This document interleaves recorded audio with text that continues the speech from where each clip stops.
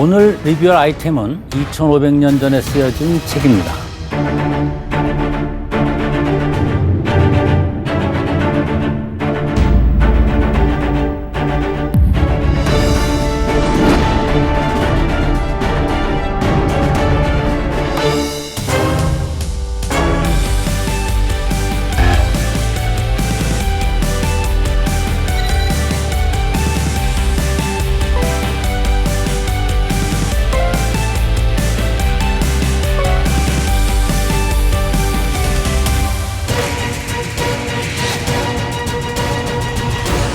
이게 보통 경영학에서는 남을 이기려면은 자원이 많아야 된다라는 그러한 이론이 많이 있습니다.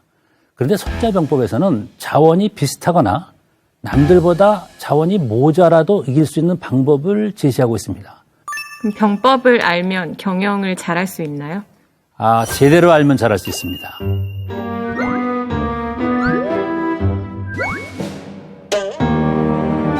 보통 많은 사람들이 손자병법을 여러 번, 수백 번 읽으면은 굉장한 그 경지에 도달하지 않느냐라고 얘기하는 사람도 있는데 저는 여기에 절대 동의하지 않습니다. 우선 전쟁과 경영에는 엄밀한 차이점이 존재하기 때문에 거기에 나와 있는 문구만 조금 확대 해석을 해서 현실의 어려움을 해결하려고 그러면 굉장히 부작용이 생깁니다. 전쟁과 경영의 가장 중요한 차이점의 핵심은 전쟁은 이기고 난 다음에 심판관이 자기예요. 이긴 사람이 심판관입니다. 그래서 윤리가 필요 없는 거예요. 자, 여기를 보시면요. 이게 축이 두 개가 있습니다. 이것은 이제 윤리로 볼 수가 있고요. 여기는 이제 전쟁의 기대 효과로 볼 수가 있습니다. 전쟁은 바로 여기에 있습니다.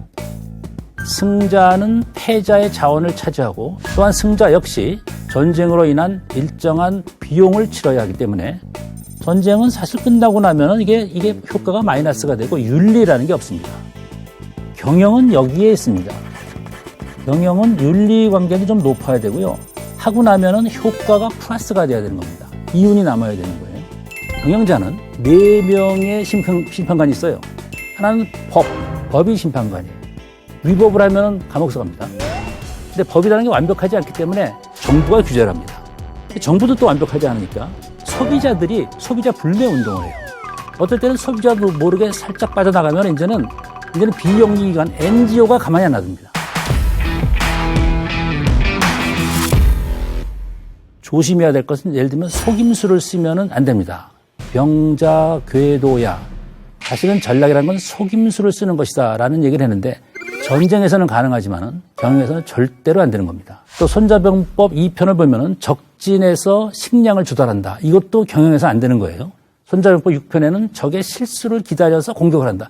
이것도 경영에서는 안 되는 겁니다. 그래서 경영에 적용할 수 없는 군사 전략을 경영에 이용한다면 가치 파괴, value destruction이 되는 것이죠. 그래서 경영 전략을 세울 때 손자병법과 같은 병법서를 무차별 적용하는 것이 아니라 이 중에서 굉장히 의미 있는 기법을 잘 받아들여서 이것을 경영에 활용을 하면은 경영을 하는데 굉장히 도움을 줄 수가 있어요.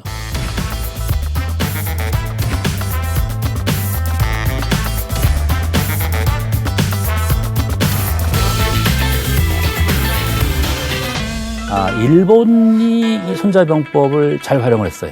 도요토미 히데요시, 도쿠가와 이에야스, 오다 노부나가 이런 전국시대 유명한 장국들이 손자병법을 병법서로 활용을 하였고 손자병법을 일컬어 이것은 하늘에서 보내준 책이다. 천서라고까지 불렀습니다. 그 다음에 이런 전국시대의 장군들뿐만 아니라 이후 리더의 교과서라 불리며 일본의 기업가들에게도 폭넓게 읽히기 시작했습니다. 그 중에서도 특히 아주 의미 있는 하나의 사례는 전 세계를 주름잡았던 소라는 기업을 뽑을 수가 있습니다. 소의 전성시대를 이끈 손자병법 속의 한 줄을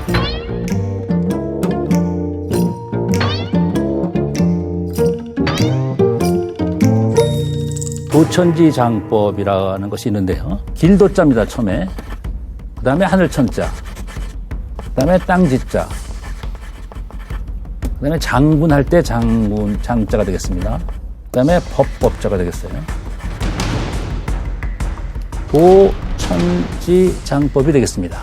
도천지장법을 나와 상대방의 도와 천과 지와 장과 법을 비교 분석을 해가지고 이게 이제 승산이 있을 때 전쟁을 하는 것이고, 이게 승산이 없으면 전쟁을 안 해야 됩니다. 처음에 도를 비교를 해야 되는데,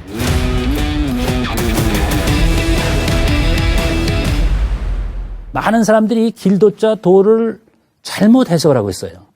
이 길도자를 뭐 도덕의 도자, 윤리도덕으로 생각하는 경우가 많은데, 이게 군주들이나 장군이 전쟁을 할 때 도덕과 윤리를 실현하기 위해서 전쟁하는 게 아닙니다.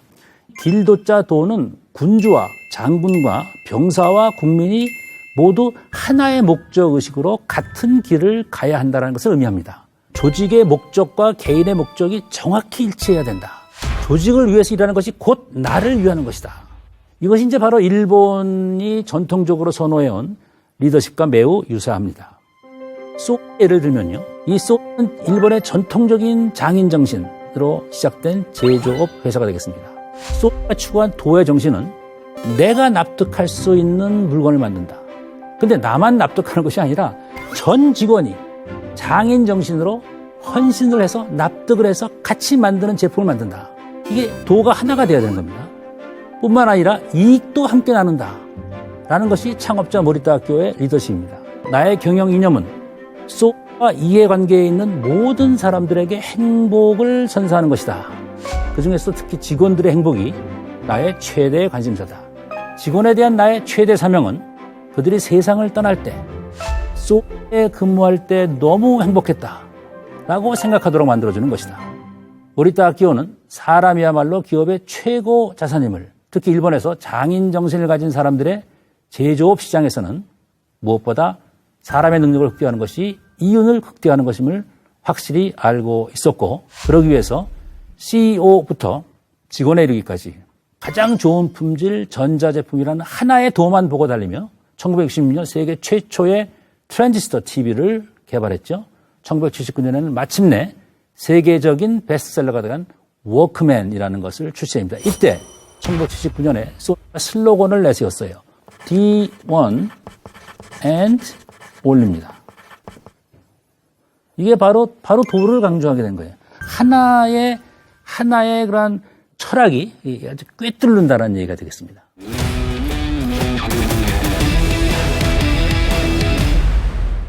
소니가 도천지장법의 도는 잘 시작을 했는데 천과 지를 잘 못 봤어요. 하늘과 땅의 움직임, 다시 말하면은 기업의 외부 환경의 변화를 잘 감지를 못했습니다. 그럼 왜 감지를 못했을까? 사람이 1등이 되면요, 약간 교만해집니다. 사람도 그렇고 기업도 그렇고 국가도 그래요. 계속 지속적으로 세상이 변화하는 걸 봐야 되는데, 내가 최고다라고 생각하는 순간 남을 무시하고 세상 변화를 무시하기 때문에, 그래서 흥망성쇠가 변화되는 것입니다. 90년대 말 고속 인터넷이 퍼지고 윈도우가 탄생하면서 음악 시장 역시 PC 산업에 의해서 좌우되기 시작했습니다. 점점 더 많은 사람들이 휴대용 기기가 아닌 인터넷으로 음악을 듣는 시대가 오려는 것을 전혀 예상하지 못했고요. 앱은 이러한 추세에 맞추어서 2001년 1월 아이튠즈라는 것을 탄생시켰고, 당해 10월에는 MP3 플레이어인 드디어 아이튠즈라는 유명한 제품을 출시하게 되었습니다. 의식의 흐름은 음악은 휴대용 기기로 듣는 것이지 무슨 다운로드냐, 저장 장치를 가장 적게 만들자, CD보다도 작은 미니 디스크라는 저장 장치를 개발했고, MD 플레이어를 출시하는 등 혁신의 방향을 세상의 변화 속에서 발견하는 대신 과거의 성공에서만 차지했습니다. 세상이 변화하는 것을 못 읽었다라는 얘기가 되겠죠. 소니는 음악 시장에서 이제는 밀리기 시작하겠습니다. 자, 이제는 도천지 장법에서 장과 법을 좀 강조해 보면요. 장은 군대를 통솔하는 장군이 가져야 할 리더십이고요.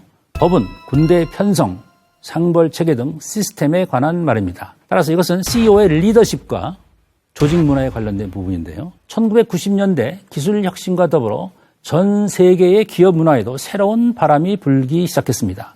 요새 같은 세상에서는 뭐 충성이랄지 무슨 기업가의 하나의 도보다는 창조성, 개인주의, 워크 라이프 밸런스 이런 게 중요하지 않냐. 지금 뭐 테라랄지 암이랄지 뭐 국인들 하면은 굉장히 그 일하는 근방이 굉장히 자연스러워요.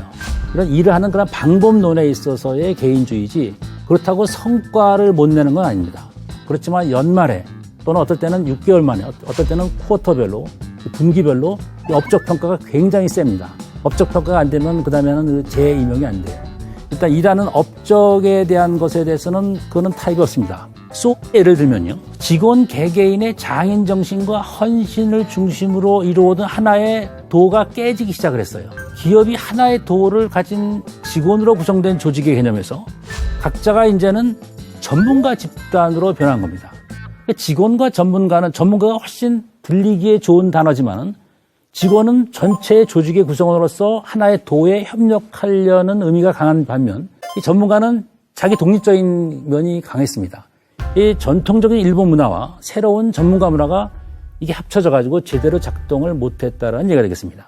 기존의 조직 문화와 완전히 상충되는 새로운 기업 문화가 팽배해진 시기에 무차별적인 상대평가 제도를 도입하고 일부 전문가 비슷한 그러한 경쟁을 부추겼지만은 그 결과는 서로의 장점을 보완한 것이 아니라 서로 단점을 부각시킨 하나의 도가 완전히 깨진 조직 문화가 잘못되게 되었습니다.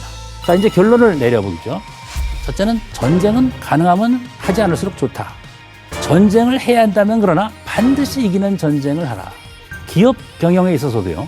경쟁은 피할 수 없는 것이겠지만 뭔가 경쟁을 하려면 반드시 도천지 장법을 따져봐야 됩니다. 이 조건들을 비교해 승산이 있을 때 전쟁을 하고 승산이 없으면 전쟁을 피해야 합니다.